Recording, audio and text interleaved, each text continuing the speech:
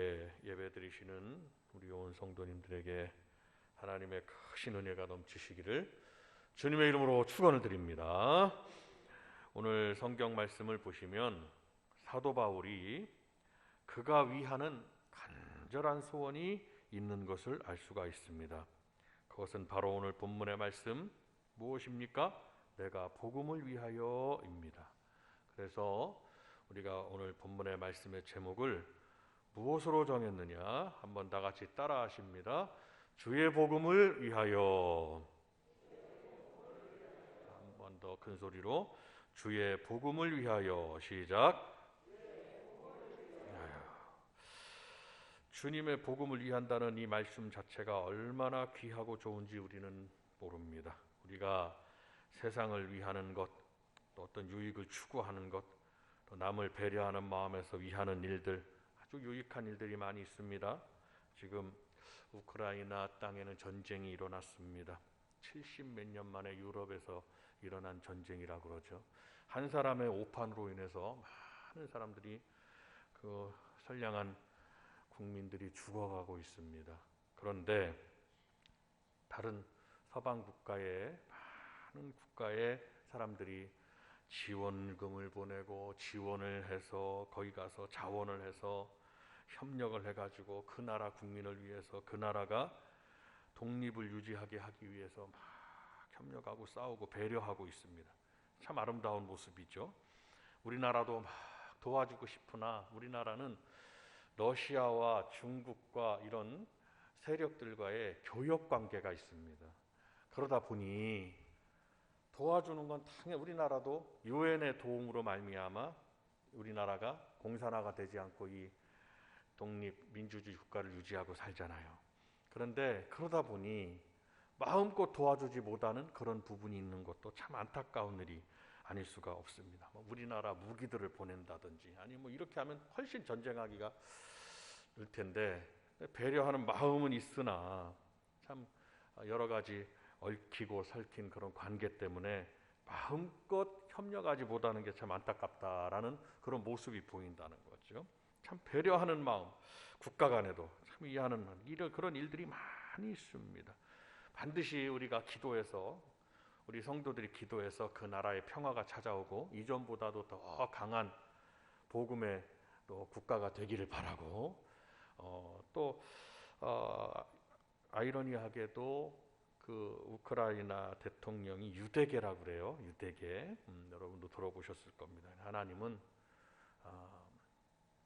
대저 의인은 여호와께서 인정하시나 악인의 길은 망하리로다 라고 말씀하셨으니까 그건 뻔한 거거든요. 하나님께서 악인이 누군지, 지금 선인이 누군지, 의인 누군지 우리는 다 알 수 있으니까 반드시 우리들이 기도해서 그 나라가 속히 평화가 찾아오고 전 세계가 전쟁과 어떠한 엄습이 아니고 하나님이 주시는 평안과 은혜가 막 가득해서 이 지구촌의 모든 백성들이 평안이 임하고 십자가가 세워지는 역사가 있게 될 줄로 믿습니다.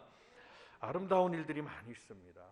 유익을 추구하게 하고 자기의 유익을 구하지 아니하고 다른 사람의 유익을 구하고 또 자기를 위한 일들도 좋은 일들입니다. 배려하는 마음들. 그러나 참으로 아름답고 현세와 내세에서 또 영과 육의 생활에서 우리의 삶의 전체에서 가장 아름다운 일이 뭐냐?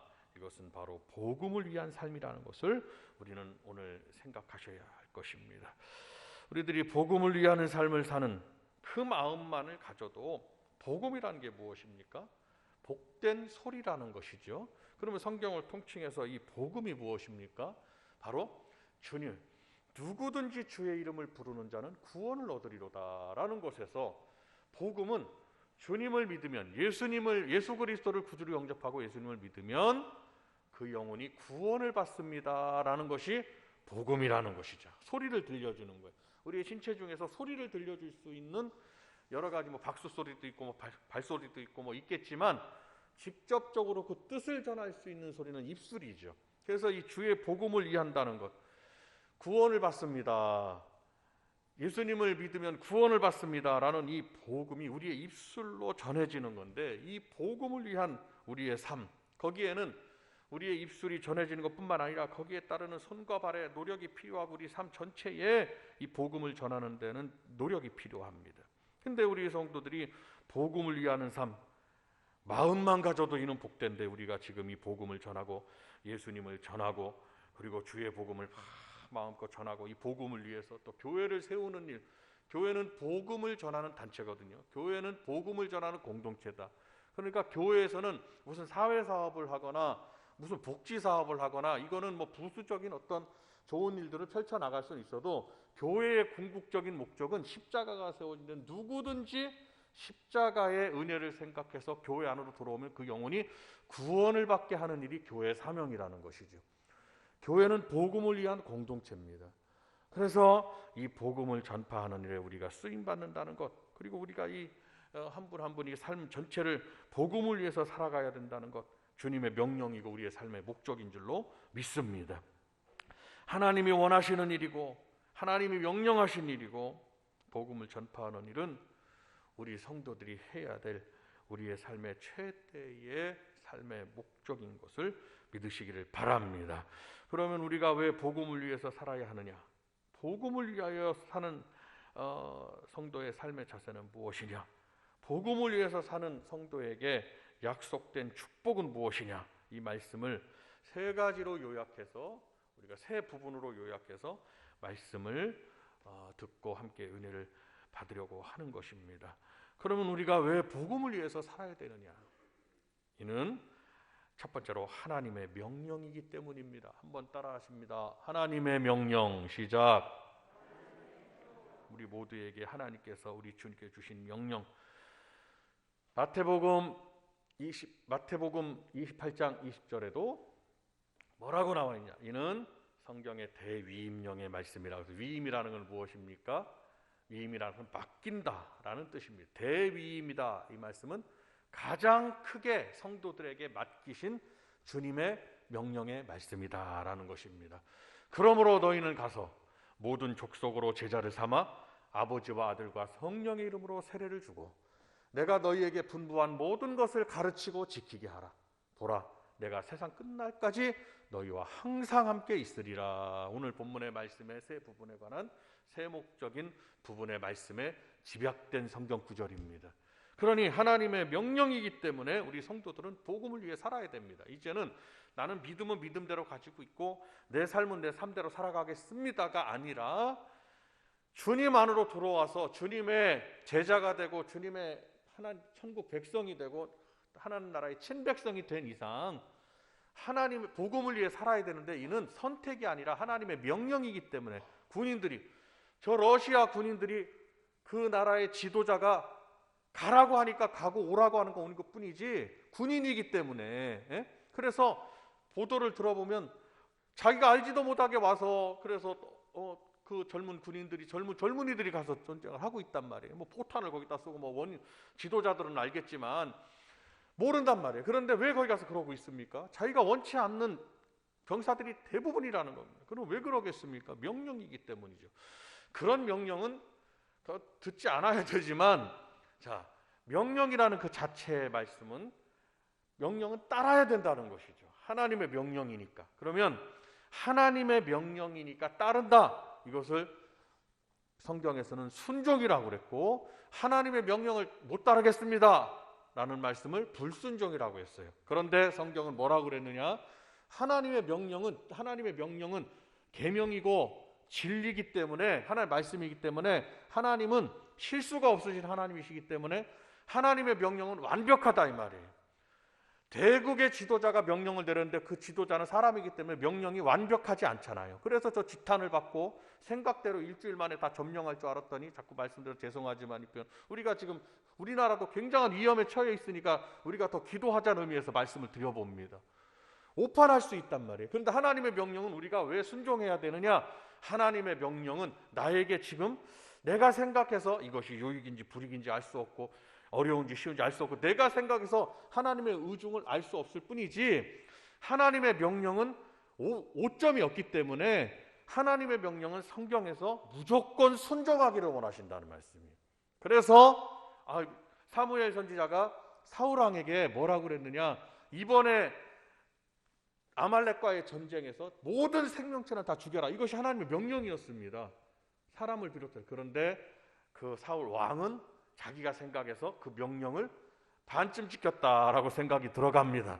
근데 하나님의 명령 순종은 내가 생각해서 그것을 줄이거나 뭐 이렇게 하는 것이 아니라 하나님의 명령은 그대로 순종하는 겁니다. 우리가 그런 성도가 될 때 복을 누리고 살아요. 그렇게 마음을 결단하고 일생에 하나님의 명령은 내가 순종하리라. 사람의 명령이라면 이것은 좀 저분이 저렇게 대국의 지도자도 오판을 하니까 사람의 명령이라면 좀 이건 그렇지만 하나님의 명령은 온전히 순종해야 된다. 한번 따라합니다. 하나님의 명령은 온전히 순종해야 됩니다. 그러니까 뭐라고 그랬냐? 마지막 그 왕에게 사무엘이 뭐라고 그랬냐? 왕이여, 순종이 제사보다 낫고 하나님의 말씀을 듣는 것이 왕이 저 살려온 제사 드린다고 한 저 수양의 기름, 우리는 제사민족이라 저 짐승들을 죽일 필요가 뭐 있나요? 기름 주고 살찌고 좋은 것들 가져와서 하나님 앞에 제사로 드리면 되지 않을까요? 하나님이 그 기름을 기뻐받지 않으실까요? 참 합당하고 타당한 얘기 같죠. 그러나 교회는 합당하고 타당하게 교회를 사역을 하는 것이 아니라 하나님의 말씀에 입각해서, 진리에 입각해서, 하나님의 명령의 말씀에 입각해서 우리가 사역을 해야 되고 신앙생활을 해야 된다는 것을 믿으시기를 바랍니다. 한번 따라 하십니다. 하나님의 말씀 시작. 박수 한번 하시면서 하나님의 명령 시작. 하나님의 명령이라는 거죠. 그래서 왜 복음을 위해 살아야 되느냐? 하나님의 명령이기 때문에 주님 안으로 들어온 우리 성도들은 복음을 위해서 살아가야 돼요. 그래서 우리 젊은이들은 또 중년들은 또 장년들은 노년들은 돌아가시는 날까지 내가 기도함으로, 일함으로, 봉사함으로, 충성함으로, 공부도 누굴 위해서 공부하냐? 내가 주님을 위해서 공부하리라.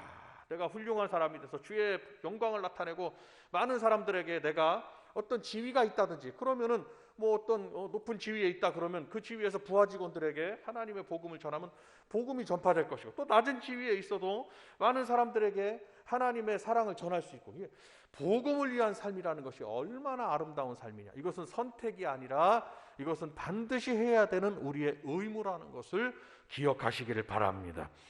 복음을 위해 살아야 되는 두 번째 이유는 하나님의 명령, 두 번째 이유는 믿는 자에게 구원을 주시기 때문입니다.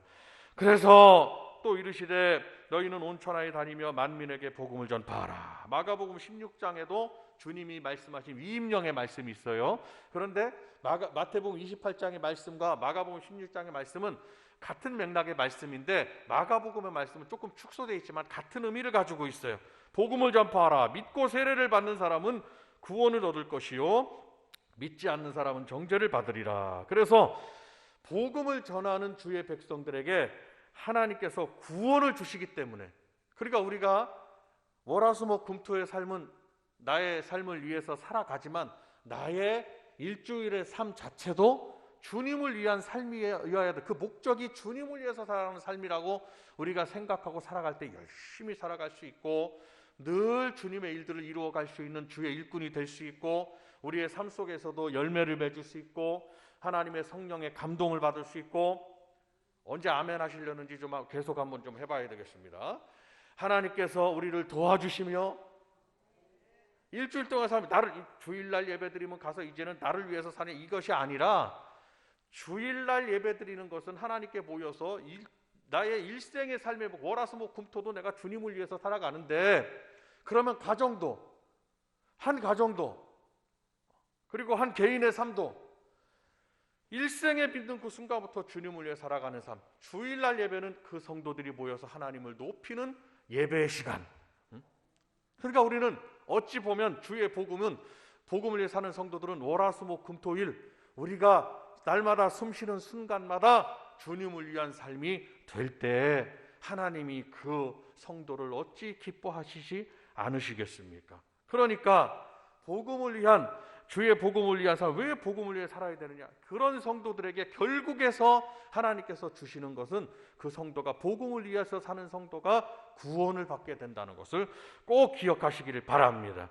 그래서 복음을 위한 삶을, 복음을 전하는 일에는 우리가 부끄러워하지 않아야 될 것이고, 내가 예수 믿는 일을 부끄러워하면 되겠냐 이 말씀입니다. 세계 최고의, 정말 내 생애 최고의 아름다운 일이라면 주님을 믿는 일은, 여러분 이 주의 복음을 가슴에 붙고 주님의 말씀을 따르고 복음을 믿는 우리 성도들, 복음을 전하는 일을 사는 우리 성도들은 삶이 항상 성령의 기름이 있듯이 그의 생각이 아름답고 그의 마음이 정말 순전하고 그의 삶이 악한 길로 가지 아니하고 의로운 길을 걸어가고 참 깨끗하고 아름답고 주님 보시기에 참 좋은 그런 나무인 것을 알 수가 있어요.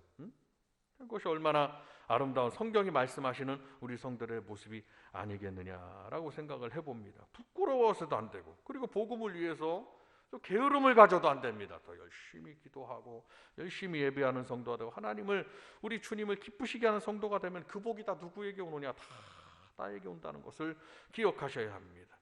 우리가 받은 또 주님이 말씀하신 복음을 전하라 사명을 생각해 보아야 됩니다. 그래서 저와 여러분들이 오늘 예배를 드리고 이제 일상으로 돌아가면 그 모든 일들이 나를 위한 편한 삶이 아니라 주님을 위해서 조금 내가 모든 것에서 좀 힘들어도 주님을 위한 삶을 살아갈 때 그 영혼에게는 결국은 구원을 주신다는 사실을 믿으시기를 바랍니다. 마가복음 1장에도 뭐라고 그랬느냐? 이르시되 때가 찼고 하나님의 나라가 가까이 왔으니 회개하고 복음을 믿으라 라고 말씀했어요. 참 얼마나 말씀이 참 얼마나 놀랍습니까? 그래서 복음서에는, 주님 이후의 복음서에는 복음을 얘기하고 있는데 그 복음의 주인공이 누구냐? 바로 예수 그리스도가 되신다라는 것을 꼭 기억하시길 바랍니다. 그래서 우리가 왜 주의 복음을 위해서 살아야 됩니까? 하나님의 명령이기 때문에. 왜 주의 복음을 위해 살아야 됩니까? 결국에는 주의 복음을 위해 사는 나의 월화수목금토일 일생의 삶이 나에게 구원을 주기 때문이라는 사실을 믿으시기를 바라고, 복음을 위한 나라는 국가도 이 땅에서의 구원이 됩니다. 구원을 줍니다. 구원이라는 것은 영육간의 구원을 말한다는 것을 꼭 기억하셔야 됩니다. 영혼이 구원받는다. 궁극적으로 영혼이 구원받는 것이죠. 그러나 이 땅에서의 우리의 삶의 육신에 복이 있습니다. 수렁에서 내가 사망의 음침한 골짜기를 다닐지라도 해를 두려워하지 않을 것은 주께서 나와 함께 하심이라 그랬죠. 내 원수의 목전에서 내게 상을 베푸시고 기름으로 내 머리에 바르셨으니 내 잔이 넘치나이다 그랬죠. 그것은 다윗 왕이 수렁에 빠져 있어요. 그런데도 하나님은 나와 함께 하셔서 수렁에서 나를 건져주시는 하나님이십니다. 죽음의 위협에서 건져주시는 하나님이십니다. 가난의 위협에서 건져주시는 하나님이십니다. 나아만 장군이 문득병이 걸렸을 때, 나아만 장군, 아수르의 왕이잖아, 아람의 왕이잖아요. 아람 나라의 왕, 장군. 그 장군이 아주 문득병이 걸렸을 때 이스라엘 거기에 왔을 때 엘리사 선지자에게 기도를 받으려고 가서 요단강에서 7번 목욕하고 가세요. 이런데 나아만 장군이 어떻게 됩니까? 그가 고침을 받습니다. 병에서 7번 진짜 목욕했더니 그 명령대로 따랐더니, 하나님의 종의 명령대로 따랐더니 7번 목욕하고 갔대. 우리 땅에, 우리나라에는 얼마나 아름다운 깨끗한 강물들이 많은데 여기 요단강 그렇게 물이 맑거나 그런 강이 아니더라고요. 제가 보니까 뭐 개울 같기도 하고 뭐 좀 큰 폭이 큰 데도 있겠지만 사람이 들어가서 목욕을 하고 자기 몸을 다 드러내고, 더군다나 그냥 그 대장군이 와서 온 나라 백성 다 보고 있는 상황에서 어렵습니다. 그러나 명령에 따랐더니 7번 목욕을 했더니 6번까지는 아무런 변화가 없었는데 하나님의 말씀 7번째 목욕을 했더니 어린아이 살결처럼 부드러워졌다고 말씀했습니다. 구원이라는 것은 육신의 우리의 삶의 구원도 있어요. 병에서 고침을 받습니다. 병에서 구원을 받습니다.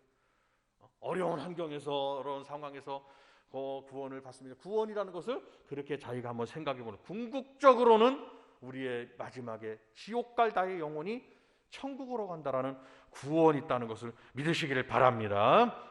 자, 그러면 우리 성도들이 복음을 위해서 살아가고 있는데, 이러한 목적을 위해서 가지고 살아가고 있다면 복음을 위해서 사는 성도의 삶의 자세는 무엇입니까? 그냥 방관이 아니라 참여해야 된다는 것을, 그래서 복음에 참여해야 된다는 것을 우리는 생각하셔야 합니다.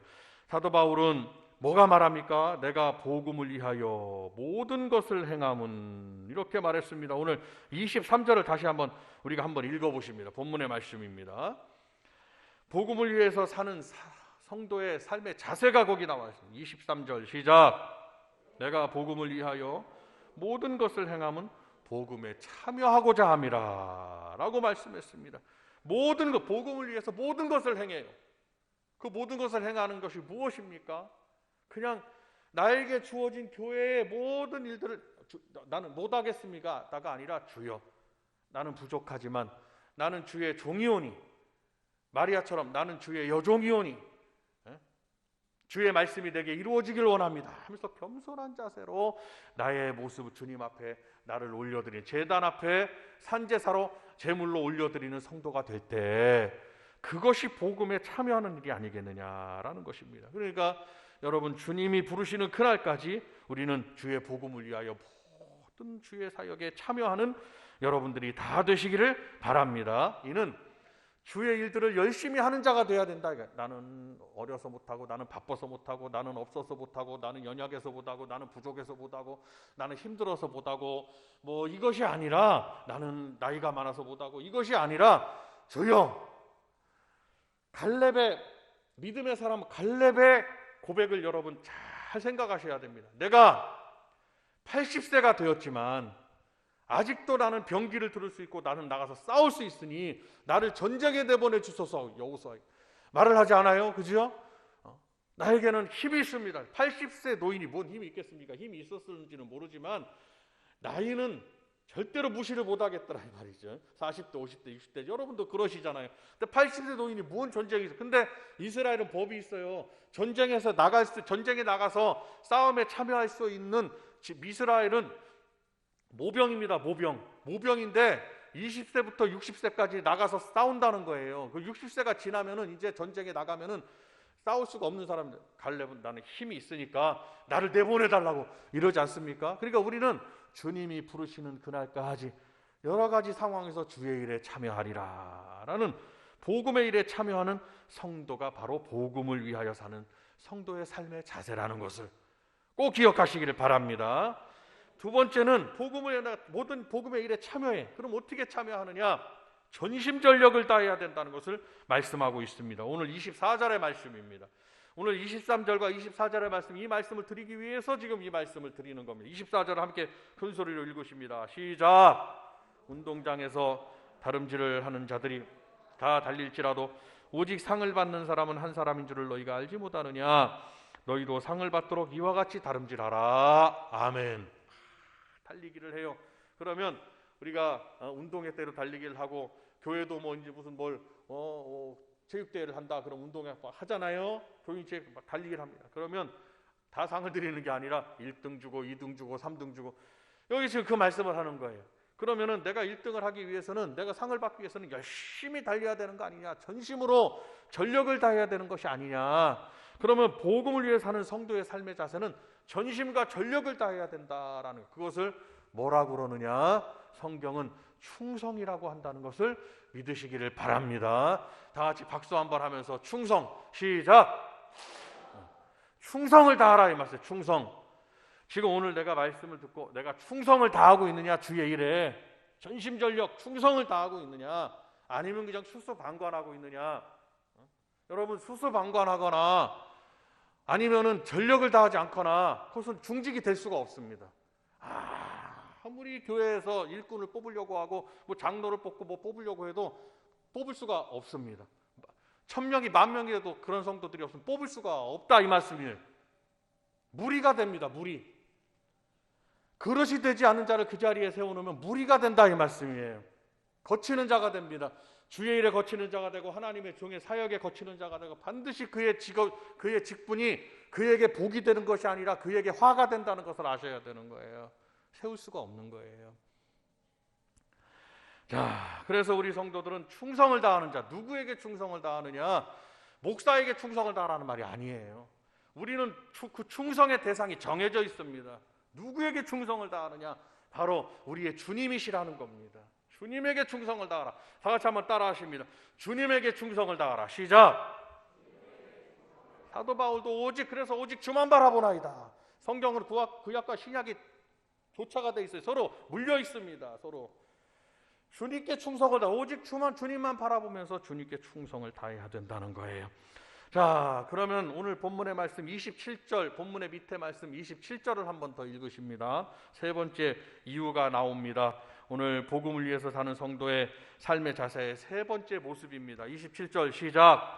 내가 내 몸을 쳐서 복종하게 함은 내가 남에게 전파한 후에 자신이 도리어 버림을 당할까 두려워함이로다. 아멘. 자, 자신을 쳐서 복종시켜야 됩니다. 이것이 무엇이냐?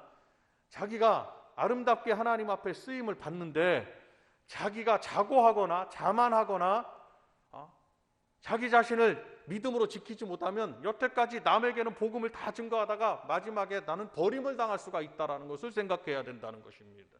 그러니까 항상 어떻게 해야 돼요? 바울 선생이 나는 날마다 죽노라 하면서 자기 자신을 쳐서 복종시켰다는, 뭘 복종시키느냐? 믿음에, 말씀에, 주님의 명령에, 주의 일에 내가 스스로 올라가지 못하도록 자기를 자신을 쳐서 복종시켰다는 것입니다. 낮아지도록. 어떻게 하도록? 낮아지도록. 그것을 성경은 뭐라고 그랬느냐? 겸손이라고 했습니다. 겸손. 자기 자신을 항상 높아지지 못하도록, 낮아지도록. 교회는 높아지는 이유들이, 어떠한 이유들이 많이 발생합니다. 뭐 헌금을 많이 했다든지, 아니면 무슨 모든 일을 막 열심히 해요, 나 혼자. 그러면 자기도 모르는 사이에 자기가 높아져 있다면, 내가 다 했는데, 그러면 내가가 나오면은 자기가 높아지는 겁니다. 자만입니다. 자만이 더 성장해서 열매를 맺으면 교만해집니다.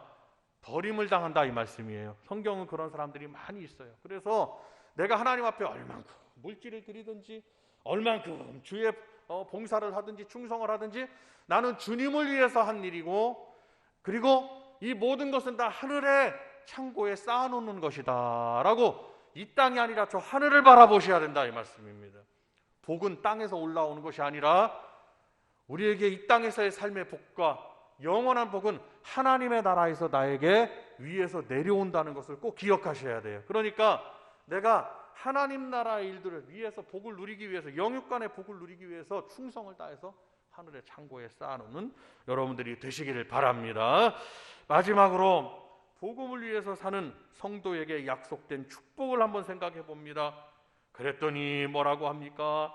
첫 번째는, 그 축복은 세상 끝날까지 함께 해주신다. 마태복음, 내가 세상 끝날까지, 28장에 끝날까지 너희와 어떻게 함께 있으리라? 항상 함께 있으리라. 한번 따라 하시면, 항상 함께 있으리라. 다시 한번, 항상 함께 있으리라. 시작. 항상 주님이 함께 해주시는 축복의 역사가 있다는 것을 믿으시길 바라고, 두 번째는 우리가 주의 복음을 위해서 살다 보면 기적과 능력을 체험하는 때가 있어요. 뭐 항상은 아니겠지만은, 그러나 항상이라는 이 기적과 능력을 체험하는 말씀에 항상이라는 말씀도 한번 생각해 볼 수가 있는 게, 지금 우리가 지금 이 순간 숨쉬고 살아가고, 또 우리가 은혜로 먹고 또 잘 건강한 이 내가 살아있는 자체가 항상 주님이 함께 하시는 거라는 것을 생각하셔야 됩니다. 항상 기적을 체험하는 거예요. 나는 기적도 모르고 나는 모릅니다. 이것이 아니라 항상 체험하고 있어. 지금 가만히 우리가 영적으로 좀 깊이 기도하고 들어가 보면, 하나님의 감사의 조건을 찾으면 내가 살아있는 자체가 하나님 앞에 기적을 체험하고 있는 것이라, 이 말씀입니다. 뭔가 막히잖아요. 그러면 이 사람은 뇌에 4분에서 6분 동안 산소 공급이 안 되면 그냥 뇌사 상태가 다 안 됩니다. 이게 우리 신체가 이게 다 몰라서 그렇지, 조금만 알면 아이고 내가 지금 오늘 살아있는 게 하나님의 은혜구나, 이게 기적이구나, 기적이다. 모든 일들도 뭐가 좀 내 뜻대로 안 돼서 그렇지 하나님의 뜻대로는 다 되고 있다는 것을 생각하시고, 여러분 우리는 복음을 위해서 사는 성도들은 이렇게 내가 잘 알지 못하는 곳에서 하나님의 능력과 기적으로 살아가지만 확연하게 하나님의 능력과 기적을 체험하는 경우도 있다, 이 말씀입니다.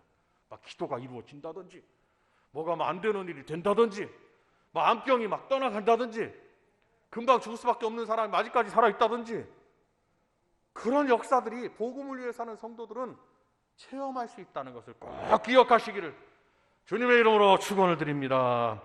마지막입니다.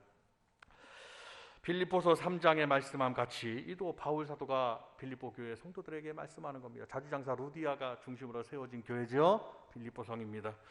표대를 향하여 그리스도 예수 안에서 하나님이 위에서 부르신 부름의 상을 위하여 달려가노라 라고 말씀하셨는데, 복음을 위해서 살다 보면 하나님이 저와 여러분에게 반드시 상급을 내려주신다는 사실을 믿으셔서 여러분, 오늘 이 말씀, 제가 오늘 드린 이 말씀 중에 가장 많은 단어의 말씀은, 많이 말씀드린 단어의 말씀은 복음을 위해서 살아야 된다. 왜 살아야 됩니까? 어떻게 살아야 됩니까? 복음을 위해 살면 이렇게 복을 내려주십니다. 우리 다 같이 우리 주의 복음을 위하여 이렇게 한번 외치고 함께 기도하겠습니다. 주의 복음을 위하여. 시작. 함께 두 손을 들겠습니다.